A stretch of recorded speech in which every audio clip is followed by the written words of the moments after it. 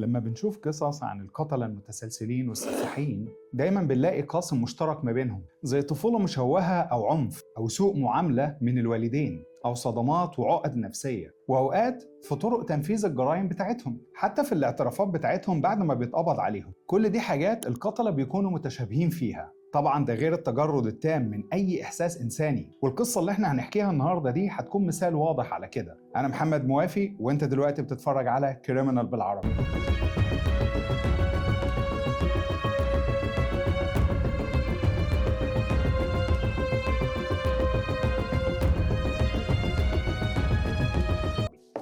نيكولاي دوز ماجاليف كان قاتل مرعب، وأقل حاجة ممكن تتقال عنه إنه كان مختل عقلياً أو مجنون. نيكولاي اتولد في 15 نوفمبر 1952 في قرية اسمها أوزينا جاش، والقرية دي قريبة من مدينة اسمها الماتي في دولة كازاخستان. والده كان من كازاخستان ووالدته كانت من بيلاروسيا. نيكولاي كان الابن الوحيد ما بين 3 إخوات بنات. نيكولاي أثناء الدراسة كان مستواه ضعيف، ولكنه كان طفل مهذب وسلوكه كويس. وبعد ما خلص الصف التاسع دخل مدرسة السكك الحديدية، وبعد ما اتخرج خدم في الجيش السوفيتي، وده كان سنة 1970، وكان شغال ضمن قوات الدفاع الكيميائي. وفي فترة المراهقة كان ليه علاقات جنسية مع بنات كتيرة جدا، ولكنه بعد العلاقات دي اتصاب بعدوى جنسية. في نفس الفترة دي كان بيحاول ان هو يدخل الجامعة علشان يكمل الدراسة بتاعته ويتعلم السواقة، ولكن طلبه ده اترفض.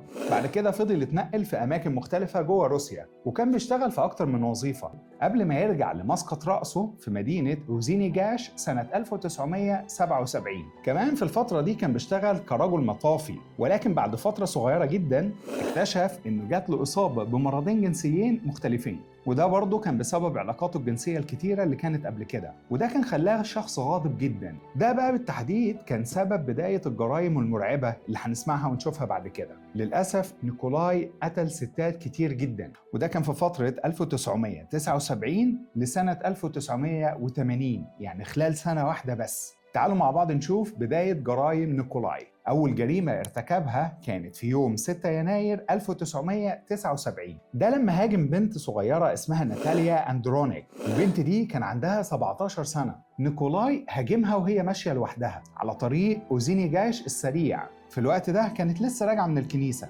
للأسف نيكولاي تعامل بطريقة وحشية جدا مع ناتاليا، وطعنها بالسكينة في صدرها أكتر من طعنة، وبعد كده ذبحها بنفس السكينة. انتوا متخيلين ان اللي سمعتوه ده صعب؟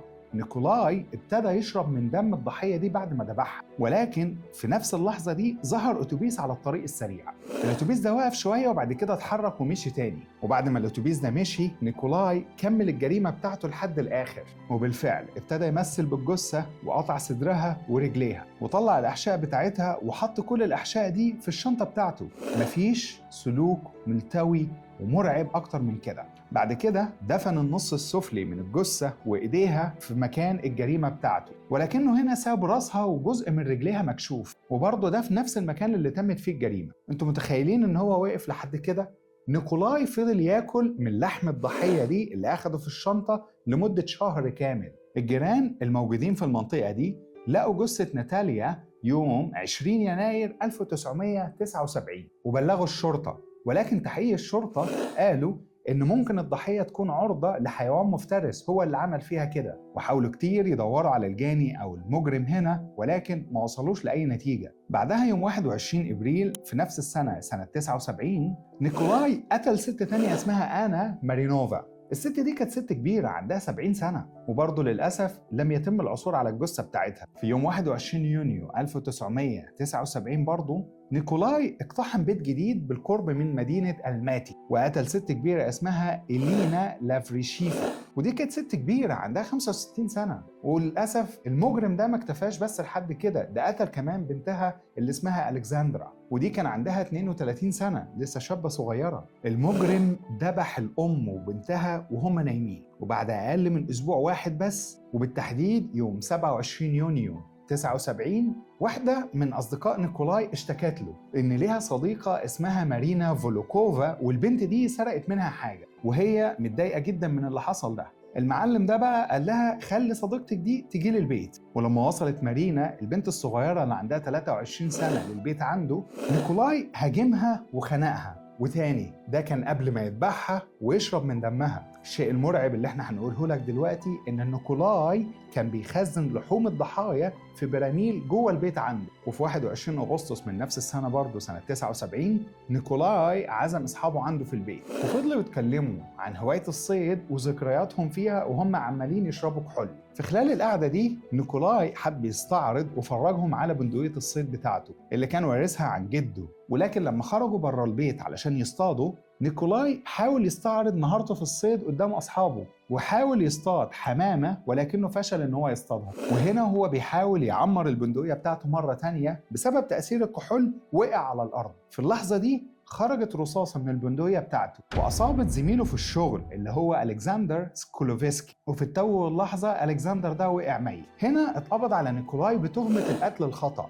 وحيازة سلاح ناري بدون ترخيص. في المحكمة اتحكم عليه بالسجن لمدة 4 سنين ونص، وبسبب إن كان سلوكه حسن في السجن خرج في نهاية 1980، ده بالتحديد بعد ما قضى سنة ونص بس في السجن. ولكن المرعب إن بعد فترة صغيرة جدا من خروجه من السجن، وبالتحديد يوم 8 نوفمبر 1980 ولما كان شغال في موقع بناء، نيكولاي هنا ارتكب جريمة قتل جديدة راحت ضحيتها بنت صغيرة اسمها تاتيانا جاري. البنت دي كان عندها 26 سنة بس. بعدها في يوم 13 ديسمبر نيكولاي قتل بنت جديدة اسمها فاليا سويكا، وبرضه شابة صغيرة عندها 22 سنة.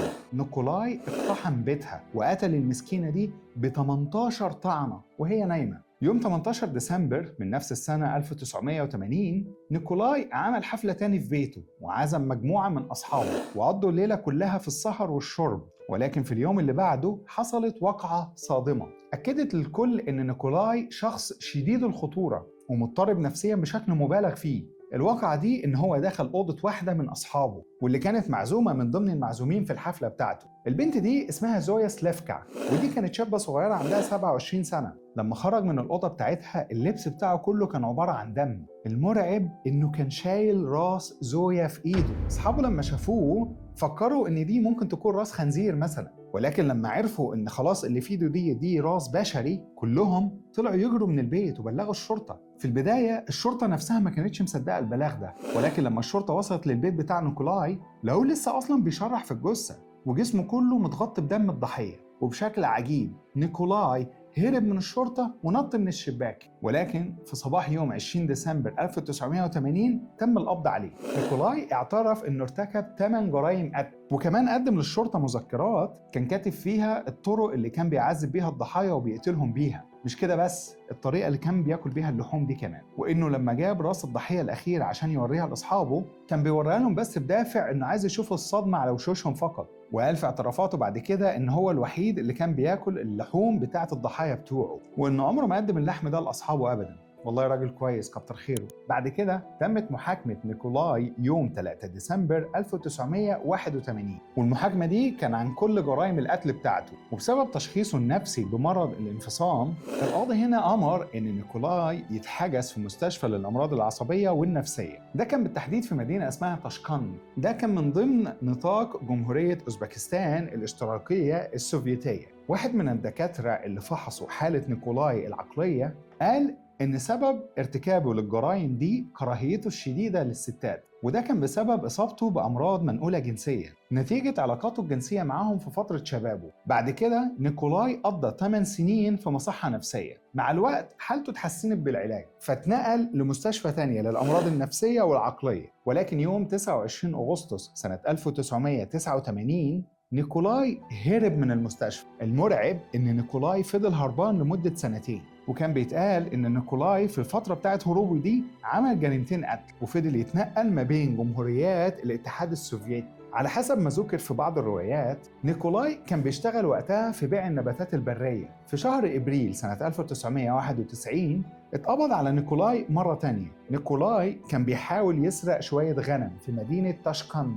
المضحك وهم بيحققوا مع نيكولاي قال لهم إن هو مواطن صيني، ولكنه ما قدرش يفسر أصلا هو إزاي دخل الاتحاد السوفيتي. بعد كده السلطات طلبت مساعدة جهات التحقيق في موسكو، ده كان تحت قيادة العقيد يوري دوباجين. في النهاية اتفقوا إن هم يرجعوا نيكولاي تاني على كازاخستان وحطوه جوه السجن مرة تانية. سنة 2014 يعني ده قريب جدا تم توجيه تهمة قتل رقم 10 ليه، وده كان بالتحديد عن جريمة ارتكبها سنة 1990 في الوقت اللي كان هربان فيه من السجن. وفي سنة 2016 مواقع التواصل الاجتماعي كانت مليانة كلها شائعات عنه بتقول إن نيكولاي هرب من السجن تاني، ولكن كل الشائعات دي تم تكذيبها. نيكولاي لحد النهارده بيقضي العقوبة بتاعته في مستشفى للأمراض النفسية في منطقة أكتاج اللي موجودة دلوقتي في دولة كازاخستان. الأطباء بيقولوا عنه إنه هادي ومنضبط، وكمان بيساعد في تصليح الأدوات الصغيرة. مش بس كده، ده كمان بيساعد طاقم التمريض في شغلهم. في النهاية يا صديقي المشاهد،